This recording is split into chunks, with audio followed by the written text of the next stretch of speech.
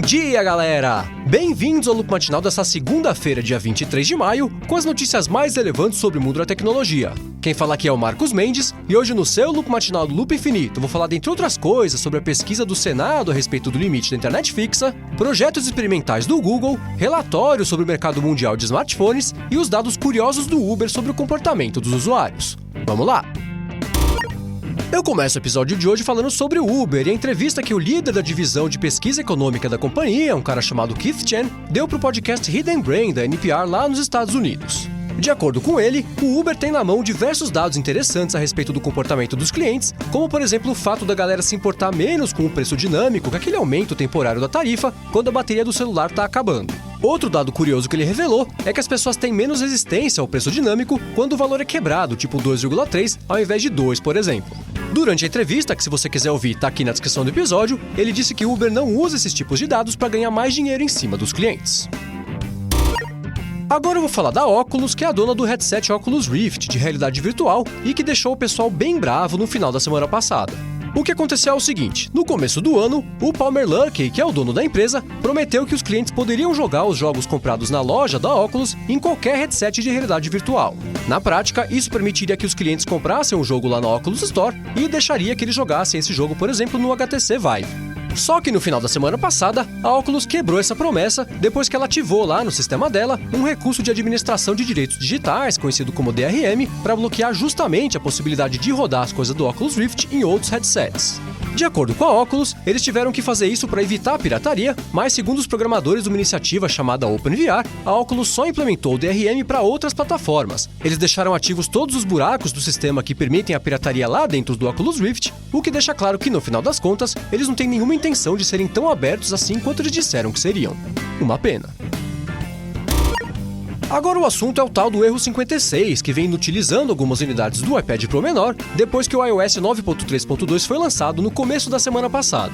Na sexta-feira, a Apple tirou do ar essa atualização só para o iPad Pro de 9.7 polegadas, ela continua no ar para todos os outros dispositivos e ela disse que já está trabalhando numa nova versão que vai corrigir esse problema. Eles dizem que as pessoas que estão com o iPad Pro travado por causa do erro 56 devem tentar restaurar o sistema para ver se resolve e, caso o erro persista, o pessoal deve entrar em contato com o suporte da companhia. Agora o assunto é o mercado de smartphones. No final da semana passada, o Instituto Gartner publicou um relatório sobre as vendas globais desse mercado e revelou os números de participação de cada sistema operacional e também das principais empresas de tecnologia. De acordo com o relatório, o mercado de smartphones como um todo cresceu, foram 13 milhões de unidades vendidas a mais do que no primeiro trimestre do ano passado, e hoje 84,1% do mercado é composto por aparelhos Android, 14,8% é de dispositivos iOS, o Windows Phone tem 0,7% e a BlackBerry vem lá no final com 0,2% de representatividade. Em comparação com o mesmo período do ano passado, fica bem claro que o Android é o único que vem conseguindo aumentar a participação em relação aos concorrentes. Eles conseguiram capturar 5,2% do mercado, enquanto o resto todo perdeu. O iOS tem 3,1% a menos, o Windows Phone caiu 1,8% e a representatividade da BlackBerry caiu pela metade, o que nem assim é muito, foi de 0,4% para 0,2%. Em relação a cada fabricante, a Huawei e uma outra empresa chinesa chamada Oppo conseguiram aumentar o número de vendas, enquanto todo o resto do mercado está em queda. A Samsung segue líder com 23,2%, foi uma queda de 0,9% em relação ao ano passado. Em segundo lugar vem a Apple com 14,8%, foi uma queda de 3,1%, e aí vem a Huawei com 8,3%, ela cresceu 2,9%, e em quinto lugar vem a Oppo, que pulou de 2% para 4,6%. E aí depois vem a Xiaomi, que caiu de 4,4% para 4,3%. Se você quiser o relatório completo da Gartner, que detalha ainda mais toda essa salada de números que eu acabei de comentar, tem um link para ele aqui na descrição do episódio.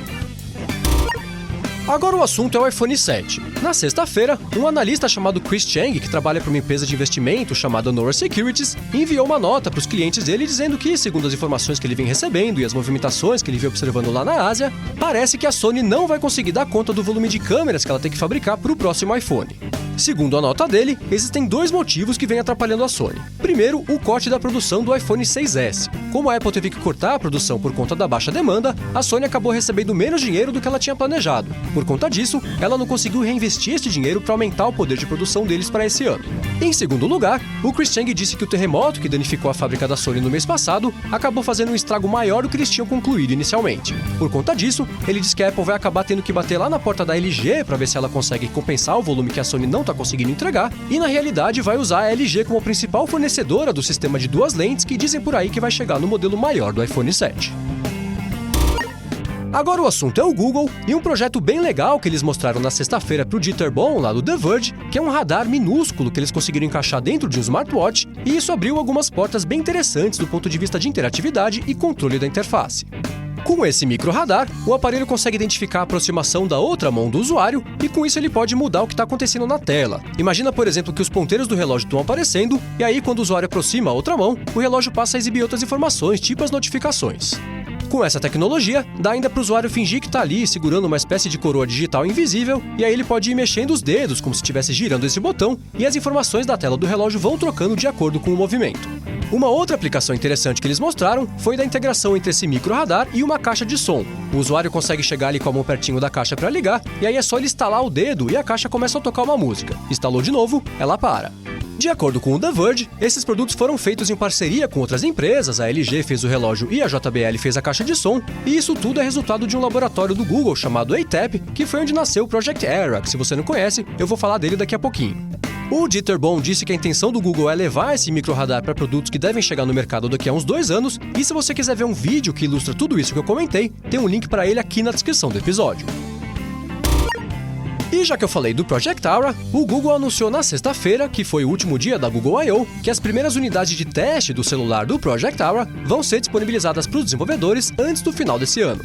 Eles aproveitaram para dizer que pretendem lançar o Project Aura para os clientes em algum momento do ano que vem, o que não é muito específico, mas pelo menos segue dando esperança de que isso vai mesmo ser lançado um dia. Para quem não sabe o que eu tô falando, é o seguinte, o Project Aura é uma espécie de celular modular que o Google vem desenvolvendo há uns 2 anos e que permite que o usuário escolha o que é mais importante no aparelho dele. Existem vários quadradinhos ou módulos que você consegue encaixar no celular e cada módulo é um componente. Tem o módulo da bateria, tem o módulo da câmera, tem o do GPS, cada módulo tem vários tamanhos diferentes e aí o usuário pode escolher, por exemplo, usar um celular sem GPS, mas com o módulo de uma câmera mais parruda e um outro de uma bateria um pouco maior. Já para quem não liga muito para a câmera, pode colocar um módulo de tela e-ink para gastar menos bateria. Essencialmente, isso é tipo um Lego de celular que cada um monta o seu, e durante a demonstração do conceito lá em um dos eventos do Google I/O, um dos engenheiros levou a galera ao delírio quando ele falou assim: "Ok, Google, remova a câmera", e o módulo da câmera desencaixou sozinho, pulou ali do resto do celular.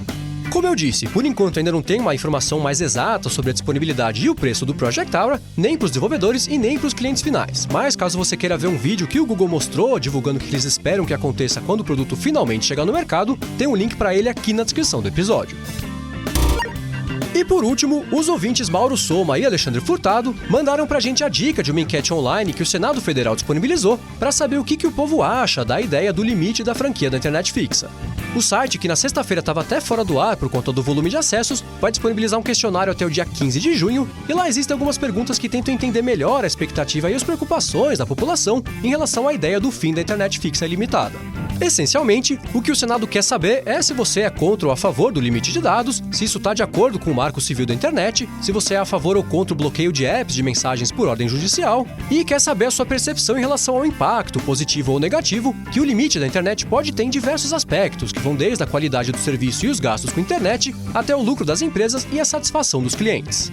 Se você tem algo a dizer para o Senado sobre esse assunto, eu espero que você tenha, porque ele é bem importante, eu recomendo que você passe aqui na descrição do episódio e pegue o link para essa enquete para você poder responder hoje quando tiver um tempinho. Eu já respondi. É isso aí, galera. O Loop Matinal do Loop Infinito vai ficando por aqui. Os links das notícias de hoje vocês encontram aqui na descrição do episódio e também lá no youtube.com/loopmatinal e no soundcloud.com/loopmatinal. Se você quiser falar comigo no Twitter, procura por MV Sementes que eu tô sempre por lá. Obrigado a todos pela audiência, não deixe de se inscrever lá no canal do Loop Infinito no YouTube e eu volto amanhã de manhã. Falou!